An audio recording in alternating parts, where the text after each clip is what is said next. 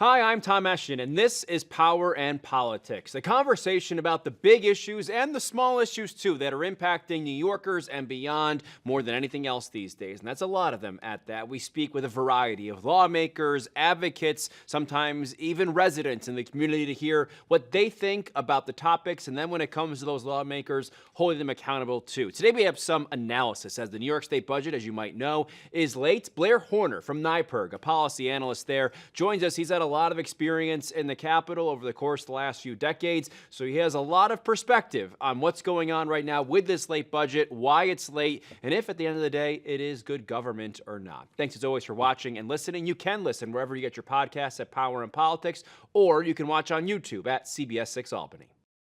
Blair Horner joins us right now, the Senior Policy Advisor with NYPIRG. Blair, thank you so much for coming on with us today. Thanks for having me. Let's start with the state budget, elephant in the room. It is late once again. I'll ask my first question, is this process working under Kathy Hochul?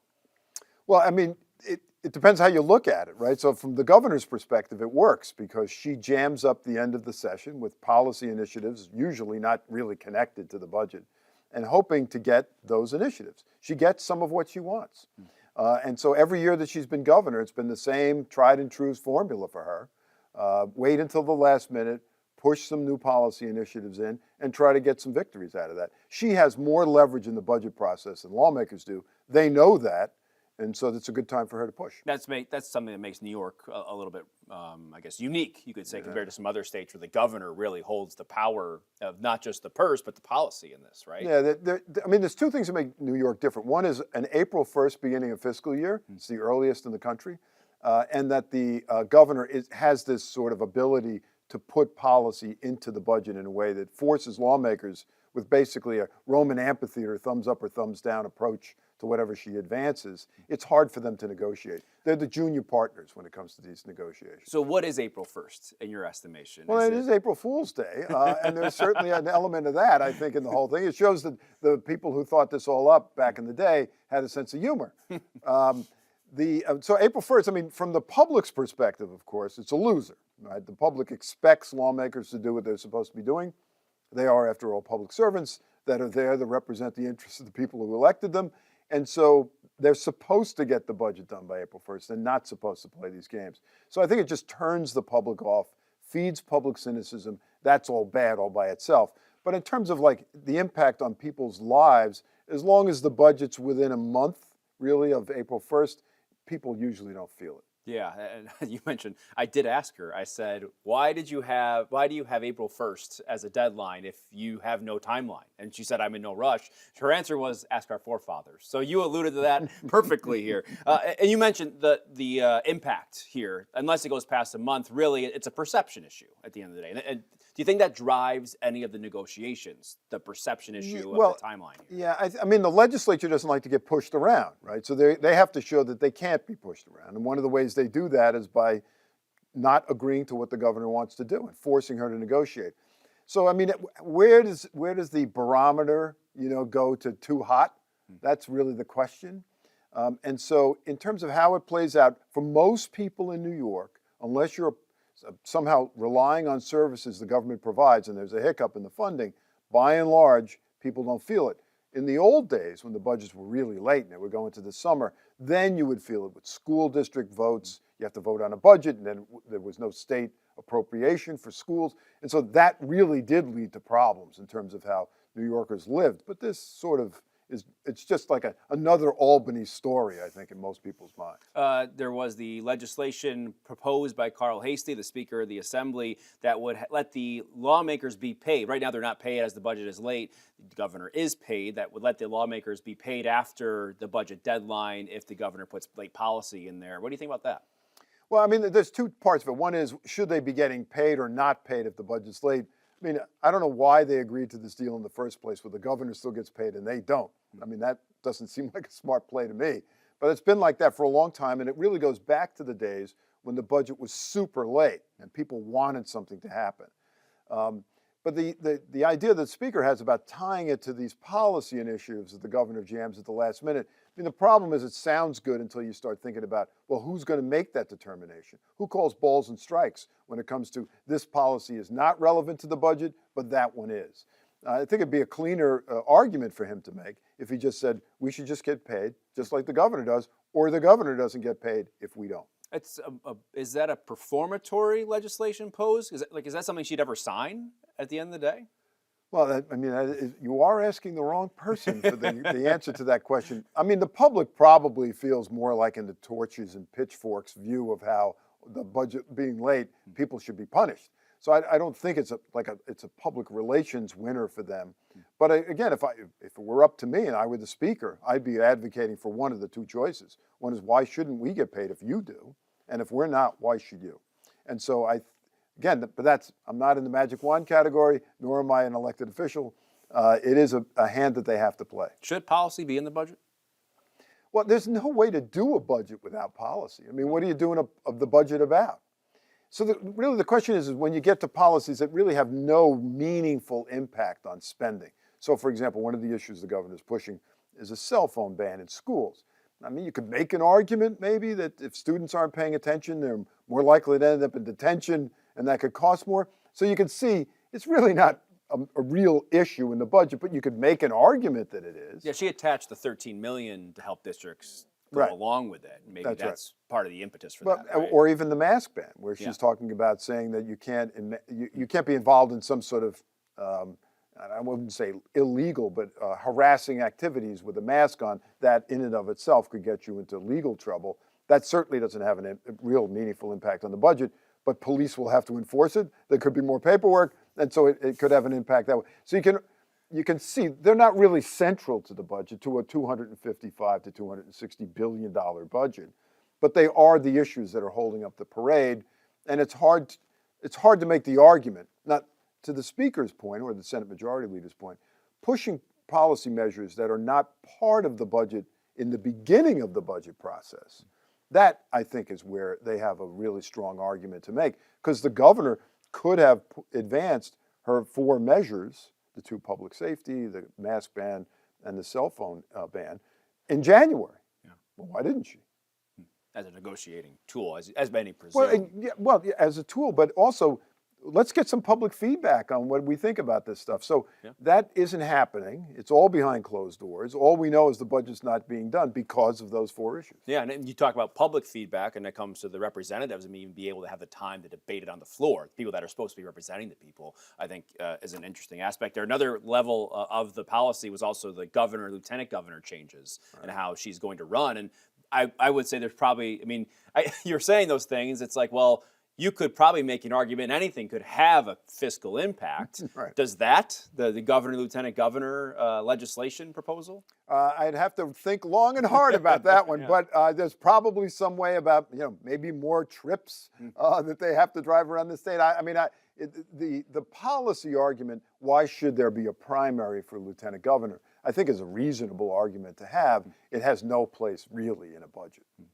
The other thing is that you go to the end of the session now, and year after year, you do see the vetoes, and many times, maybe not all the cases, but this is unanimous legislation passed by Democrats, Republicans alike, that the governor vetoes because she says it's not accounted for in the actual budget. Right. So as we talk about these different policies or proposals that do have a fiscal impact, I wonder, do you see the budget just becoming more weighted under the Hochul administration? Because if you take a look at a lot of her vetoes, she says, well, this isn't accounted for in the budget, so I'm going to veto it. Next time around, please propose this in the budget so that way I can take a look at it that way. Do you see the budget taking up more space here outside of the session? I think that's a very good point. When she says she's going to veto something that the legislature passes because it's not part of the budget, that does encourage them to want to put it in the budget. But presumably there's some sort of fiscal impact. A lot of times when she does these vetoes, it's like they're creating a task force or they're requiring an agency to do a study or something like that. Yeah. And it makes sense. It does happen, though, that some of these then do get advanced in the budget and they don't happen. So from a lawmaker's perspective, you can't win either way. So I think, though, late budgets drive people wanting to put policy in the budget. Because if the budget's a month late, let's say, you've missed some valuable weeks when normally you'd be working on post-budget issues. You can't do it. You don't have time. The clock runs out. So as an advocate, I know that I would want to push measures in the budget process that are maybe not necessarily related to spending, because you worry that at the end of the day, you may be caught in the end of session traffic jam and your issue doesn't get addressed. Yeah, that's some of the conversations I've had with lawmakers. They look at this and say, well, if we're not done till May, we've got a month and a couple weeks potentially to get this done. And then if we don't get it done then, we get them back to January. And then that time is taken up in many cases by chapter amendments. And really the time to actually pass legislation and work on it and debate it is really truncated into a very small time period when you look at the January to June schedule. That's totally right. And then things happen. Last year, for example, the governor puts congestion pricing on pause. That basically lawmakers lost a week debating how to respond to the governor's proposal on congestion pricing, which was a toll on driving for drivers in lower Manhattan, New York. Yeah. And that froze the budget, the end of session process. There were a lot of bills that probably would have passed but they could not because there simply wasn't enough time at the end of session. And even then they went into a Saturday until like 7 o'clock in the morning. Yeah, I think I was talking to someone about that just the other day. Finally, and I don't want to get too out of control with this though, and I was tracking some of the Maryland just finished their budget and their session is, I think, 90 days. And I think a lot of people, that I've talked to argued, well, why are they only there from January to June? What if something comes up in the fall? And we've heard that this year as well with the federal government. Right. I guess, is there room to be more flexible with how they come and go in session and debate this stuff? Yeah, I mean, it's a good point. I mean, New York's basically first 6 months being session has been like that, back to the dinosaurs when I first started here. There were longer sessions if the budgets ran late. That was really so the formal scheduled session went from the beginning of January to the middle of June. It's basically been like that forever. But the sessions would go longer if the budget wasn't done. You could do lots of different things. There are some states that only meet every other year. And so there's lots of different ways legislatures can organize themselves. New York's is basically a full-time legislature. They're the highest paid in the country. And so they have to show some work for doing that. New York, it also has the most bills that are introduced of any legislature in the country and passes the most bills of any state and has one of the second biggest budget, right? So there's lots of things that they have to do. But yes, you could certainly organize it any way you want. I mean, do you think about it? The way it's organized now, only certain types of people could even run for the legislature. They don't meet on the weekends, right? Yeah. They meet during the work week. So you'd have to leave your job if you wanted to become a legislator. You'd have to leave the posh accommodations of CBS 6 and quit your job. And so a lot of people can't do that. So there's a lot of things they could do, particularly in the modern age, to make it more accessible. And maybe they will. Well, the limiting of the outside pay also plays a factor in who would be willing to be. Well, it cuts both ways, right? I mean, if Yeah. you're a cop, you can't have an outside income if you want to be a legislator. But if you're a lawyer, you can. Yeah. So the limit is you don't want to have a legislator serving two masters, both the public and the clients that they're supposed to represent. Should there be? I know this was this discussion as soon as she proposed the budget, and amongst the speaker and Andrea Stewart-Cousins, the leader on the other side, about the federal government here. I mean, should they have just passed because they've already talked about coming back in the fall after they take a look at the federal cuts. Should they have just passed the budget? And I asked that question, reading some people today saying, well, it's a good thing they didn't pass the budget because the stock market's been out of control the last few days. So how much should the consideration be of what the federal government could do in this process? Yeah, well, the timetables aren't the same. The federal budget starts on October 1st. New York's is April 1st. It's always the problem. This year, what makes it unique in a way is the new administration and the new Congress is planning to do dramatic things, or at least they say they are, to the federal budget, which could have a gigantic impact on the state. So, I mean, New York is set up, the budget's supposed to be introduced by the governor in January. They're supposed to have it done by April 1st.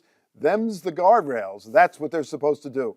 If they have to come back and adjust, they come back and adjust. They should have gotten the budget done already. Let's go now. We'll be talking about the federal government. The executive order signed by Donald Trump this week regarding the climate change super funds was an aspect of that. I know you've been a big proponent of that. Signed by the governor just a couple months ago now here in New York State. You'd be better defining it than I do, of penalizing fossil fuel companies, helping them make them pay for impacts on the environment. Is that pretty much it? Or It's close. I'll just add a few things. It's all right. Yeah. So if you could fill us in on that and this executive order, what that could mean for a movement like this that you've been such an advocate for. Yeah, the president's executive order covers a lot of ground and empowers the U.S. Attorney General to sort of look into what the president decides or what she decides are illegal laws that sort of limit the ability of the fossil fuel industry in America to do their business. And he argues in the executive order to limits the ability of the country to be energy independent. So one of the things he specifically talks about is the New York law, to your point. And the Climate Change Superfund Act basically says that if you're a company that's responsible for the emission of 1 billion tons of greenhouse gas emissions or more, you're in the program. And if you're not in the program. So if you're in the program, you get assessed a certain amount on a sliding scale, depending on how much greenhouse gas emissions you're responsible for. And those fees are then given to the state to pay for the damages, basically to infrastructure, for the costs of a worsening climate. Roadway gets washed out, bridge gets demolished, whatever the heck it is, tornadoes touch down and ruin a public building. That all has to be paid for. Right now, taxpayers are on the hook for 100% of those costs. This bill says the oil companies have to pay $3 billion a year to offset those costs. The president's executive order essentially is trying to get rid of that and effectively would shift the costs from oil companies back to New Yorkers.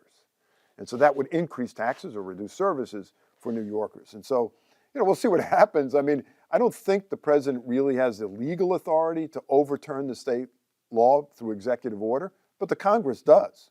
And right now they're debating a budget, so we'll have to see what happens. Is the climate law at all could be on the docket and on their radar when if they're looking at the super fund? Yes. I mean, the cap 2019 and, the cap and invest proposal, that's like part that of the stuff. climate law. Yeah. Anything that is viewed as, from environmentalists, is viewed as good things to move us from fossil fuels to something else is really in the bullseye of the president's executive order. I know many Republicans probably are on board with this. They'll argue that any of those costs are being passed on already. Do you think that argument has any warrant to it? How do you push back against that? I know the other stuff has been already passed, and we have to litigate it right now. But just for our audience, why for you is that not something that's palatable or an argument you think is valid at this point? Well, right now the public's 100% on the cost. So you can't ever be more than 100% on the cost. So even if it were true that the cost would be passed on to the public, it's the same as what you're paying now. But economists have looked at this. Even the Nobel Prize-winning economist Joseph Stiglitz has argued that we're right. The cost won't be passed on to the public. And a simple way to look at it is just look at it as a free market mechanism. If a company X sells gasoline in New York but is not responsible for greenhouse gas emissions, they pay nothing. If Exxon is on the hook for the equivalent of 10 cents a gallon, or Saudi Aramco is on for 20 cents a gallon, if they raise their price, they lose market share to their competitors. And so they made $1 trillion in profits over the last 3 years. We think that they should give some of their unbelievable profits to help offset taxpayer costs in New York and the country.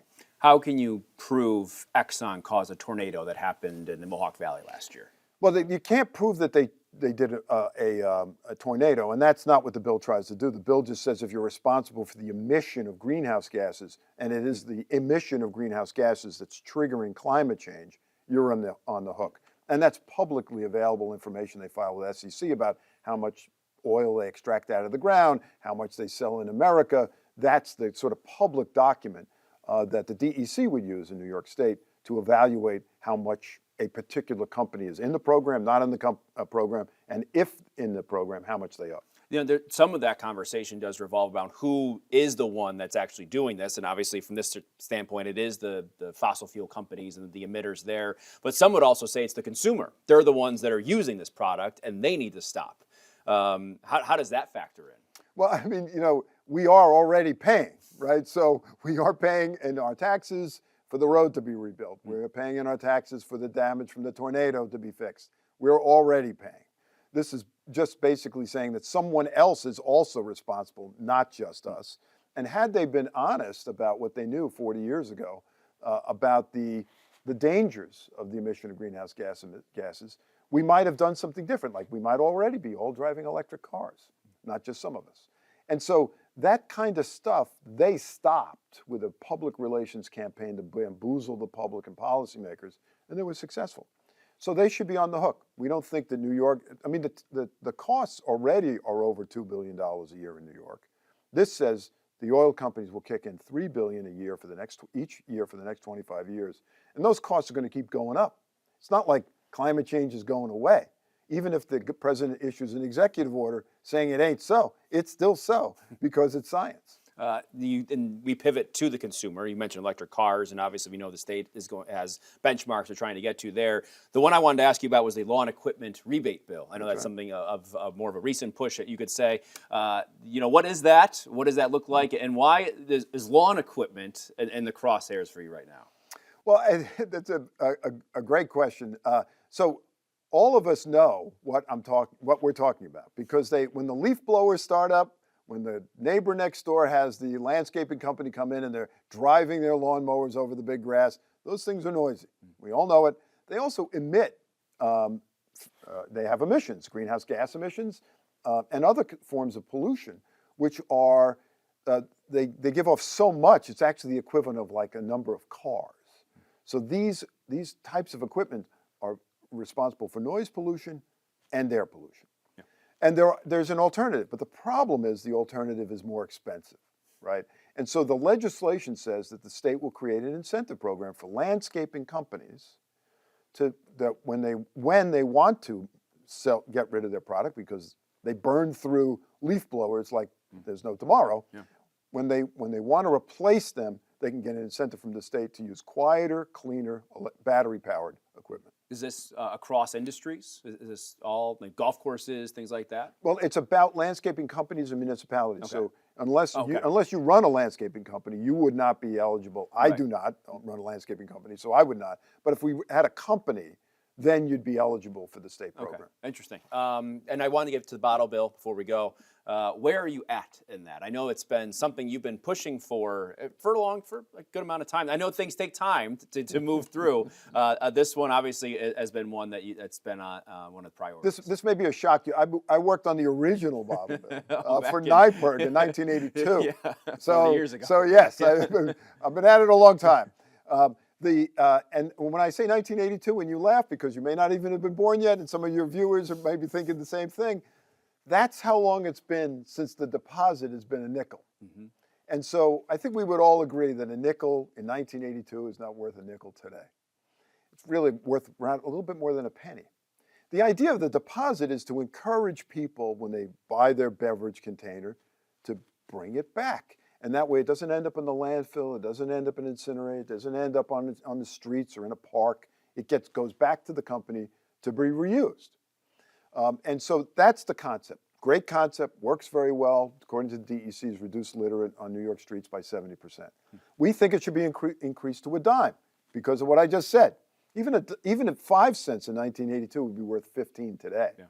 So we think, and then all these containers that didn't exist in 1982, when I was working for NYPIRG, working on the bottle bill, and you were just a glimmer in your parents' eye, that those containers, the iced teas, the sports drinks, they should be covered too, because really, what the hell's the difference? When you look at the two containers, the soda and the iced tea, it looks pretty much the same. And we think that would go a long way toward dealing with a serious problem in New York, which is the solid waste crisis. According to DEC, within the next couple decades, all of the landfills in New York State will either have reached their capacity or reached the end of their permit. So where will the garbage go?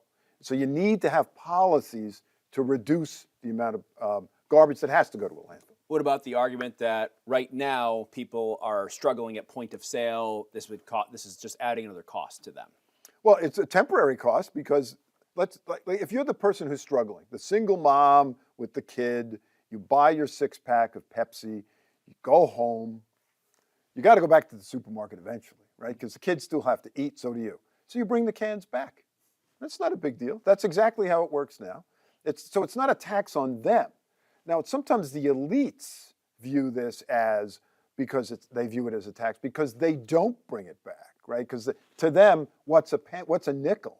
It's only worth a penny.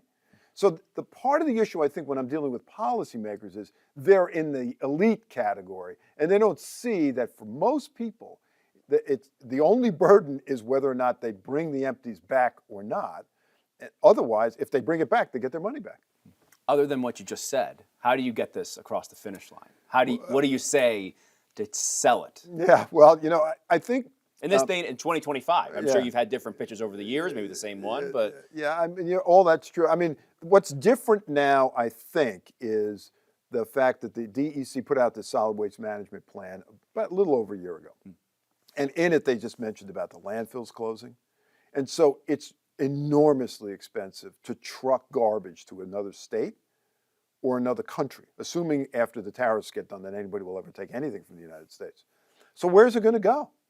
And so you have to put policies in place to deal with beverage containers, other types of packaging. You got to create what the DEC calls a circular economy, not a linear one where you buy something, somebody makes something, you buy it, it ends up in the landfill. You have to figure out mechanisms to reduce the amount of that stuff and to be able to create systems so that stuff gets reused or recycled, not end up in a landfill. And because of that growing crisis, it's also one of the leading emitters of greenhouse gases, by the way. Because of that growing crisis, we think this fits in because it's a great example of a program that already works. Why not build on it? you just alluded to working on the original bottle bill. How has the state changed in your time, in your role here? This, of course, I could make a wisecrack about the, the first issues were dealt with, were written on papyrus when I first started, right?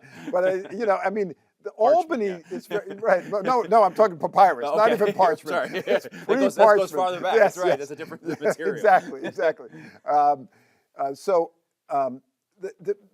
The big things that are different in Albany. When I first started up here, first session for me was 1984. The big noticeable difference is the fundraising machine that's developed. In those days, there was the occasional fundraiser for the leadership in Albany, or the sort of the campaign committees of the respective conferences. But it wasn't like it is now. It's like there's a couple of hundred. And so instead of, there was almost a feeling in the olden days, tri-cornered hats and stockings, that it was not the right thing to be doing, asking the lobbyists that are asking you for favors during the day to then accept money from them at night. That was just not, it was bad form. And it's evolved into where, they're up here 60 days, roughly 40 nights, and there's a couple of hundred fundraisers. And so that, I think, changes the nature of the place too, because you're viewing people as wallets, not necessarily as knowledgeable. And the other big thing, of course, is, we basically have, super majorities of both houses of Democrats, and that hasn't existed for Democrats in 100 years, but it hasn't even existed with Republican supermajorities or solid majorities since Rockefeller. And so in terms of the changes in Albany, the fact that the state has become bluer is obvious and big, and the way that the legislature operates, where often it's more of a fundraising session than a legislative session, that I think changes the place too. Has it changed policy along with it? I mean, I don't know, because if I did, I could talk to the U.S. Attorney's Office.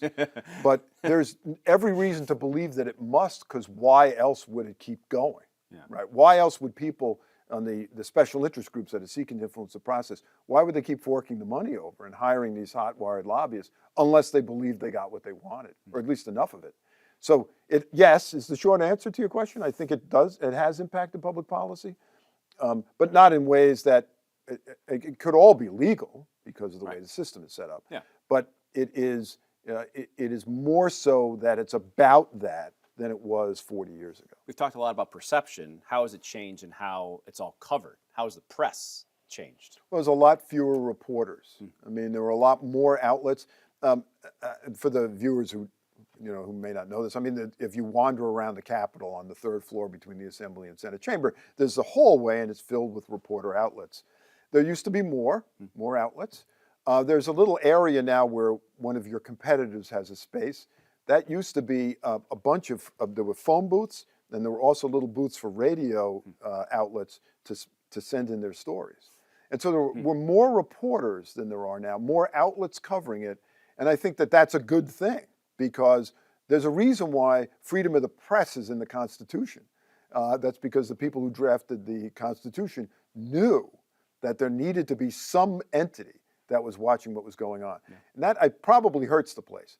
Now, I've worked in other state capitals, and so New York still has plenty of it. So it's not, it's just, but they're different. People operating behind paywalls. It's less free public media, free media coverage. But there are still a lot of outlets. I worked in Trenton about 10 years ago or so, and there were very few reporters there at all. And New Jersey's not some little dinky state. You actually had to sort of reach out to the outlets. They weren't really there watching. I think the fact that the reporters are based in the Capitol and they are there acts as a check on some of the excesses that might otherwise occur. Do you think the transparency matches that with lawmakers, the leaders, the governor, if you will? I mean, every new governor comes in saying they're going to be the most transparent governor in New York State history, which of course is not exactly at the top of the charts. Albany is a very secretive place. The DNA of the place is to operate in secret, is to negotiate in secret, and to do as little in public view as possible. That hasn't changed. Yeah. That is pretty much the way it's always been, in terms of my experience. Some of it has gotten better, mainly due to technology. So you can watch the floor debates or watch a committee meeting. In the past, you had to actually be there. Right. So it's always been a closed place. It's still a closed place. Technology has made it more open, but we could still need more coverage. All right. Well, I'd like to see you down at the Capitol more time. That's exactly what you're saying. I'll go to my boss upstairs and let him know. I will. Thanks, Blair, for your time. We appreciate it. Thanks for having me. Thanks for listening. Hit the subscribe button right now so you can stay up to date on these news-making conversations about the issues impacting New Yorkers the most: power and politics.